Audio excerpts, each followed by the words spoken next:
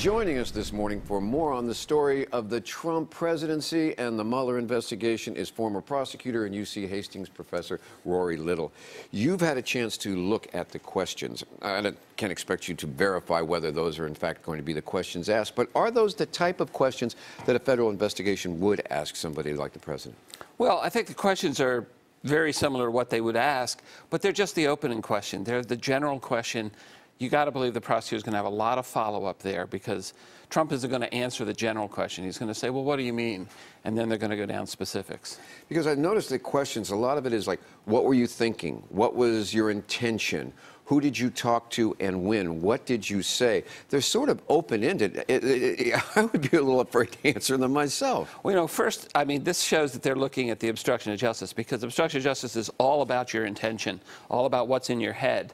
And they got to get him on record. It doesn't really matter what he says. They want to nail him down for saying something so that he can't shift and, you know, he has a tendency to change his story down the line. So they want to get him on the, but, you know, he won't say, well, I was intending to obstruct justice, but they'll have follow-ups. What about this letter? What about this email? What about this detail? Okay, so from your reading of the overall questions, it looks to you like that is that the focus, is obstruction of justice versus collusion with Russia?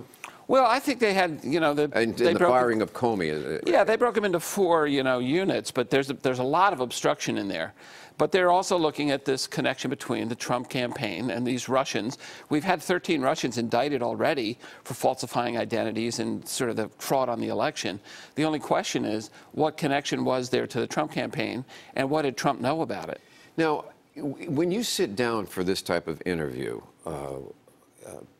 is your every answer, is that under perjury? Because if you're wrong or you misrepresent or you contradict, you can be accused of lying to a federal agent. Aren't you sort of walking into something and surrendering your rights? I mean, yes.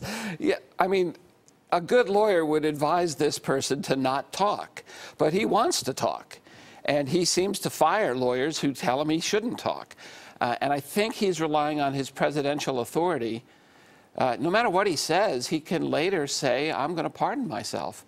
We don't think that's necessarily legal, but he's not afraid to try. Given this and the fact that it was leaked, where do you see this going forward? And what effect does this have on the overall investigation? Well, if he finally does agree to talk, it'll have a huge effect. I think it shows that Bob Mueller is ready to tie this up. This is the last sort of person to talk to. He's talked to everybody else.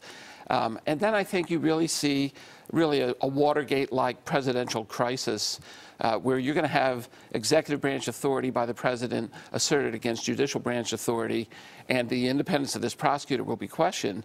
I really think it will end up at the Supreme Court. Well, that is going to be history in the making again. Rory Little, UC Hastings, former prosecutor. Wouldn't want to be sitting down with him and going grilled, I'll tell you that. Thank you for joining us this morning.